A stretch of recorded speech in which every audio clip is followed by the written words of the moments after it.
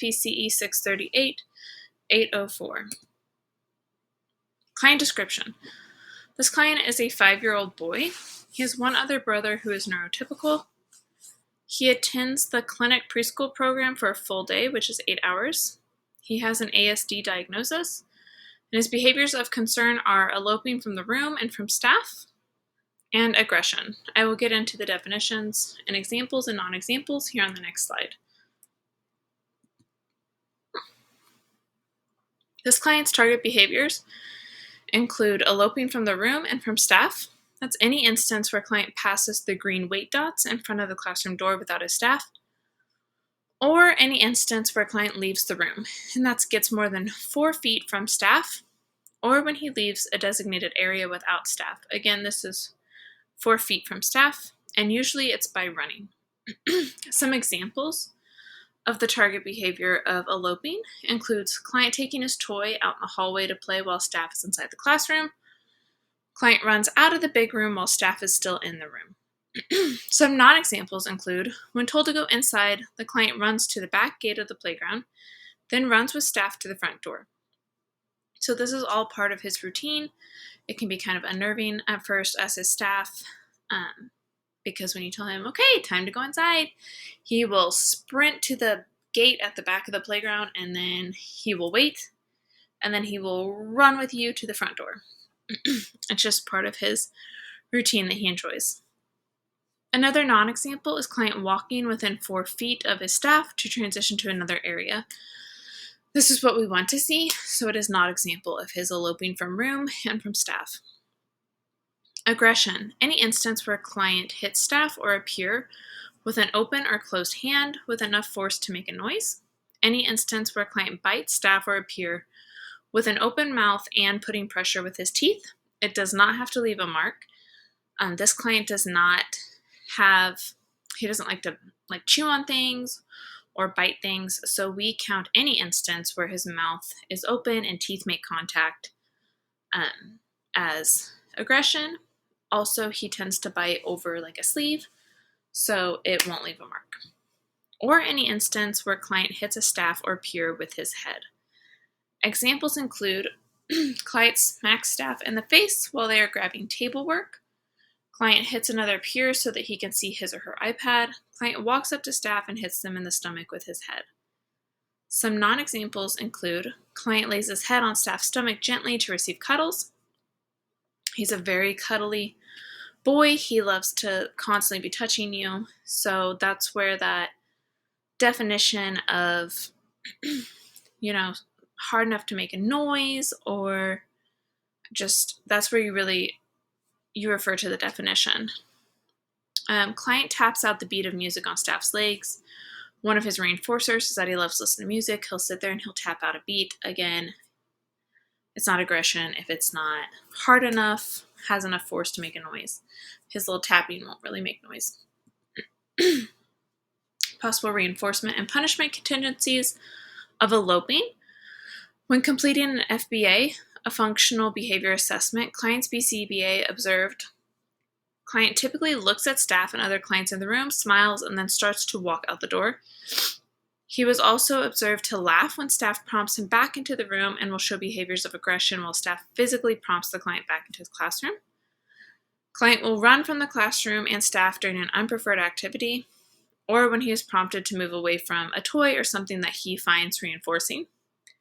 The function of the behavior of eloping was determined based off observation and data collection, and it was determined to be both attention and escape avoidance.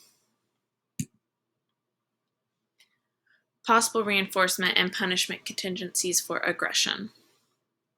When completing an FBA, client's BCBA observed the client would show physical aggression, smack, hit with his head, or bite staff when they were working on table work or not playing with clients. So moments where staff were maybe rearranging the direct trial teaching materials or any of his learning materials, but was not giving the client one-on-one attention.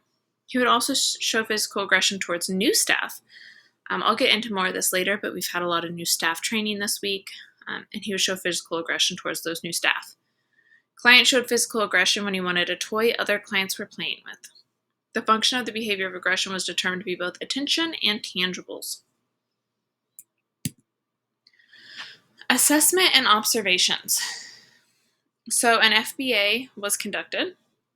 This included a parent interview, direct observations. This is where tallies to track frequency of behaviors was used, and a functional analysis in which an ABC chart was used. The intervention. So the intervention for elopement, we have antecedent interventions. Those are just modifications to the environment. So one of those is keeping the door to the room closed when possible. It's not always possible. We try to keep a really open door policy at our clinic. However, there are times when we're able to close the door when it would benefit him most. We've also put down, we put down green weight dots on the floor in front of the door to let him know that he is not to cross those dots and he needs to stop and wait for staff there when transitioning. There are sensory stickers along the wall for him to touch while walking. It slows him down and just allows staff to stay within 4 feet of him. And another part of that antecedent intervention is staff stays within 4 feet of the client. Differential reinforcement of incompatible behaviors. So when client is walking at the same pace as staff, he is given an edible and verbal praise. When client is sitting inside the room playing, he is given an edible and verbal praise. These are behaviors that cannot take place while he is eloping from the designated area or from his staff. Extinction procedure. Eloping is not reinforced. When the client does elope, staff will gently place their hands underneath his arms, walk behind them, kind of using their body as a way to move him, and they will physically guide him back to his original location or seat. Staff will not use verbal or nonverbal communication, so will not speak or make eye contact with him. Aggression. Antecedent interventions. Staff is teaching the client how to demand for attention and for tangibles. So we're teaching him to say, I want tickles, I want cuddles, I want iPad, I want toy. He has a list of demands. As he's progressing, we're kind of finding out the things he wants, and we're adding them to the list of demands to reinforce and keep teaching. Differential reinforcement of alternative behaviors. When the client demands for attention or tangibles, he receives reinforcement, so immediate reinforcement. If he demands for, I want tickles, then he automatically gets that reinforcement. If he does hit or show aggression, extinction procedure. So we use response blocking of any act of aggression. And then we will say, you cannot hit, bite, hit me with your head, and then staff will provide no other verbal or nonverbal communication. However, when he does, maybe he comes up and hits, we might say, you cannot hit or bite me. And then if he would say, I want cuddles, then we would go ahead and reinforce with those cuddles if he goes ahead and demands for it. Motivating operations. Reinforcers were chosen by using a paired stimulus preference assessment. There's a list of preferred edibles and tangible reinforcements hanging as visual prompts that he can choose from his desk, so he's constantly reminded of those reinforcements that are provided to him. The client chooses what he wants to work for during each work session. So every time he has a work session, staff will ask him, what are we working for today? The big reinforcers like Big Room, Outside, and iPad are not overused in order to prevent satiation and in order to create motivation. So that kind of goes with his reinforcement schedule, which we'll get into. His schedule of reinforcement. So when the client is sitting at his table, he's doing direct trial teaching with his staff. The client is on a VR5 schedule of reinforcement, so a variable ratio 5. The client is reinforced around the 3rd, 5th, and 7th ratio. His DRA is on a reinforcement schedule which is contingent upon demanding for attention and tangibles, and his DRI is on a reinforcement schedule contingent upon staying with staff. So he gets that reinforcement when he's staying with staff. If we're walking through the hallway, he's staying within 4 feet of his staff, we give him an edible. Great job walking with me.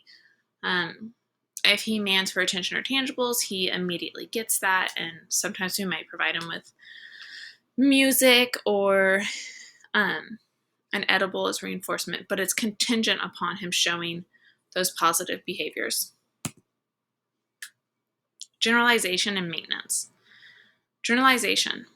Interventions are implemented within the classroom, outdoors, big room, lunchroom, and are implemented within the client's home through parent training. So all the interventions are implemented throughout every room in the clinic, and the parents are implementing it at home after completing parent training with us. Interventions are put into place by the staff that work with the client. He has at least 3 staff working with him. Data is collected by all staff implementing the interventions and in all locations, and staff checks in with parents in the morning and afternoon during drop-off and pickup. Maintenance. We have a thinned reinforcement for elopement, and once client is able to demand for attention and tangibles, reinforcement will be contingent upon appropriate manding without aggression. So right now, if he is aggressive and we remind him, we prompt him that you don't hit, you can ask for cuddles or tickles. And he then demands, I want tickles. We would provide that reinforcement. However, that is thinned as we keep going, and later that reinforcement will just be contingent upon him being able to demand, I want tickles, and then we reinforce it. So without the aggression. The outcomes of the intervention. This intervention is still ongoing, so we don't kind of have like a wrapped up conclusion to it. It's still going, and kind of a spike in behaviors has caused us to continue it even more. So there's been a recent increase in aggressive behaviors towards new staff that are working with the client within the last week. So new staff and interns have started at the clinic, and they started observations, and they've actually just started implementing behavioral plans with clients. He's one of those clients that has a new staff.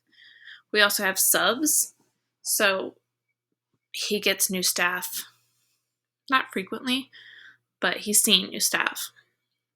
The function of his increased aggression with this new staff is hypothesized to be attention, but data is being collected through observation. We have seen a decrease in eloping from 10 plus times a day to 5 or less within the last 3 weeks, some days with 0 eloping. The intervention is showing a decreasing trend from baseline.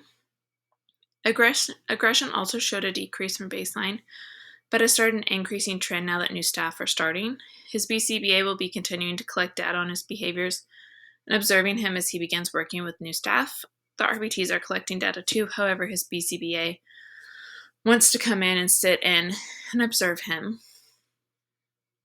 Obstacles include, obstacles to the intervention, new staff training and beginning to work with client, so seeing that increase in his aggression. The ABC data collection by the RBT was not always possible just due to the amount of learning and the amount of things the RBT was implementing throughout the day. That ABC data was not always possible, so frequency tallies throughout the day was determined to be a more accurate form of measurement. Other clients being aggressive towards the client. This client is in a room with other clients.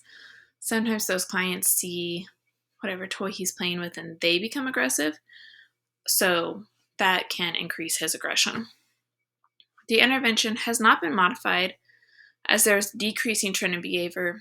However, a client is being observed by BCBA as there has been an increase in behaviors with new staff. So now we're starting those observations again and seeing if anything does need to be changed based off that data collected. And that is the end of case study 1.